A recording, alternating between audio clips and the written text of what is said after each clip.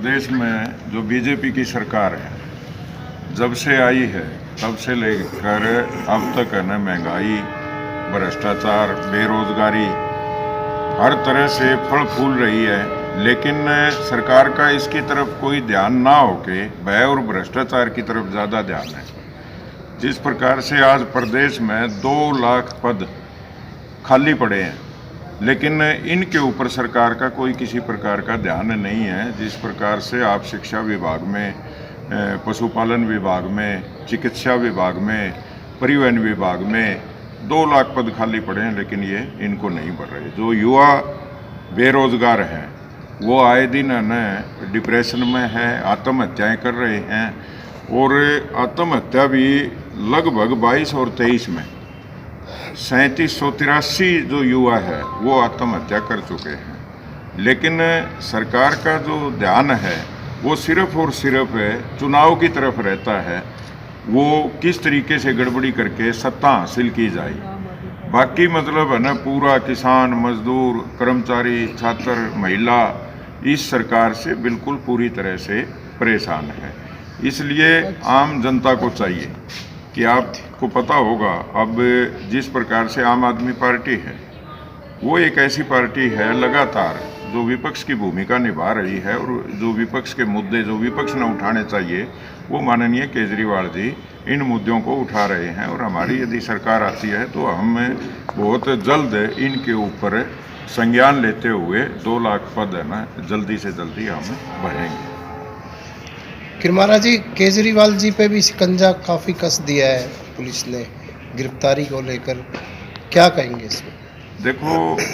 ये बात बड़ी सही है और मेरे ऊपर बड़ी फिट बैठती है। इससे पहले भी जितनी सरकारें आई ना, जो सरकार के खिलाफ आवाज़ उठाता है, जो जनता की आवाज़ जनहित में उठाता है, उसके ऊपर सरकार हमेशा से शिकंजा कसने का काम करती है। जो केजरीवाल जी है, आज जिस प्रकार से उन्होंने शिक्षा, स्वास्थ्य, बिजली, पानी, परिवहन व्यवस्था को जो एक जनहित को लेके न उन्होंने जो काम दिल्ली और पंजाब में किए हैं, उससे परेशान होके जो केंद्र की सरकार है वो लगातार, हमारे 4 मंत्री हैं वो जेल के अंदर हैं। जैसे शिक्षा पे काम किया सिसोदिया जी ने तो उनको अंदर डाल दिया, चिकित्सा पे काम किया सत्येंद्र जैन जी ने तो वो अंदर डाल दिया, जब राज्यसभा में आवाज़ उठाते थे जनता की संजय सिंह, उनको अंदर डाल दिया। अब माननीय केजरीवाल को अंदर डालने की ये साजिश चल रही है, और इसमें कोई दो राय नहीं है कि आपने जो अभी है ना चीफ जस्टिस का फैसला ताज़ा पढ़ ही लिया होगा कि किस प्रकार से आज सरकार एक छोटी छोटी बातों को लेके न, एक मेयर का चुनाव कोई बहुत बड़ा नहीं होता, और उसमें पूरे प्रदेश में, देश में सबसे बड़ी पार्टी बीजेपी जिसने इस प्रकार की धांधली की, और उसकी आवाज़ भी माननीय केजरीवाल ने ये कह के उठाई, हमारे लिए देश पहले है और ये पार्टियां बाद में। क्योंकि ये जो छोटी मोटी जो बातें, इलेक्शन, पार्टी कौन आई कौन नहीं, कौन गई, ये आना जाना बना रहता है। जो अच्छा काम करेगा वो पार्टी आ जाएगी, जो बुरा करेगा उसको मतलब है ना अगली दफ़ा जनता हरा देगी। लेकिन इसके ऊपर जो आज की बीजेपी सरकार है वो तानाशाही के तहत केजरीवाल जी को अंदर डालना चाहती है, और जनता इसके खिलाफ है ना पुरजोर तरीके से यदि इस प्रकार की कोई बात होती है तो हम बिल्कुल संघर्ष करेंगे, और जनता समझ चुकी है 2024 में आम आदमी पार्टी की सरकार बनाए। सर, एक राजनीतिक हलकों में कहावत चल रही है कि जो डर गया वो बीजेपी में चला जाता है और जो नहीं डरा वो जेल में चला जाता है। अशोक तंवर आपकी पार्टी के नेता रहे हैं, बीजेपी में चले गए हैं, तो कैसे देखते हैं इन चीज़ों को? देखो, सही बात है ये आपकी,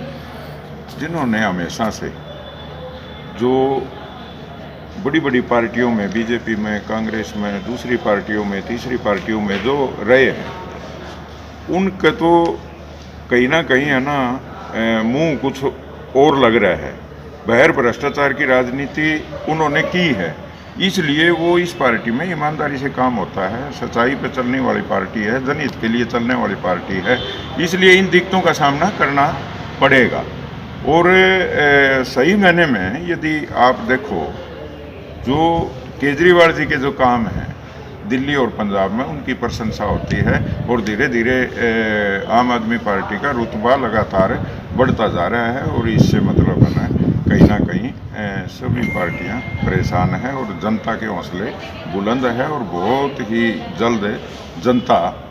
के बीच में जब केजरीवाल जी हमारे आएंगे तो 2024 में आम आदमी पार्टी की सरकार होगी। और संजय, मेरा सवाल ये है कि मैं वहीं पे फिर आ रहा हूँ कि राजनीतिक में कुछ नैतिकता होती थी कि विपक्ष में है तो रोजगार की, शिक्षा की, स्वास्थ्य की मांग उठाते हैं, लेकिन जैसे ही सत्ता में बीजेपी में जाते तो वहाँ फिर जय श्री राम का नारा बोलते हैं और जय श्री राम की बात करते हैं और ईडी का भी कहीं ना कहीं समर्थन करते हैं। तो ऐसा जो नैतिकता खत्म हो गई है राजनीति में, तो खासकर अशोक तंवर के बारे में बात कर रहा हूँ, उससे आम आदमी पार्टी भी क्यों बच रही है बोलते हुए कि अशोक तंवर पहले शिक्षा स्वास्थ्य की बात कर रहा था, परिवर्तन की बात कर रहा था, वहाँ जाती वो जय श्री राम की बात कर रहा था। देखिए, बीजेपी का तो एजेंडा है, जैसे आपने बताया, किरमारा जी ने बताया कि डराओ धमकाओ, लालच दो, किसी भी तरीके से लोगों को तोड़ो, अपने अंदर जोड़ो और अपने अंदर आने के बाद में उनको दूध का दूल्हा साबित करो। और रही जहाँ तक बात बीजेपी की, तो बीजेपी तो साफ कहती है जब नारों से सत्ता आ सकती है, जब नारे लगाने से वोट आ सकते हैं तो काम क्यों करें, रोजगार क्यों दें, वो तो स्पष्ट कहते हैं। और रही बात बेरोजगारी की, तो आज का जो मुद्दा है वो बेरोजगारी है। कल हमारी पार्टी करनाल के अंदर सीएम का घेराव करने जा रही है और हम ये सवाल करने जा रहे हैं हरियाणा के युवाओं के माध्यम से कि क्यों 75% जो निजी क्षेत्र में जो आरक्षण का मुद्दा था क्यों जुमला साबित हुआ,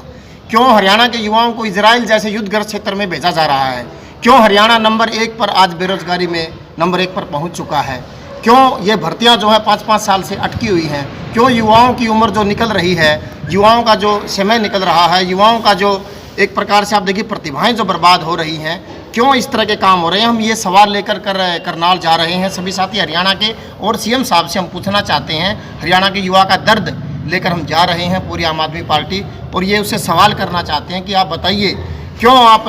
हरियाणा को नंबर 1 बनाने की आप बात करते थे तो आज हरियाणा नंबर 1 बन गया है, बेरोजगारी में नंबर 1 बन गया है, भ्रष्टाचार में नंबर 1 बन गया है। और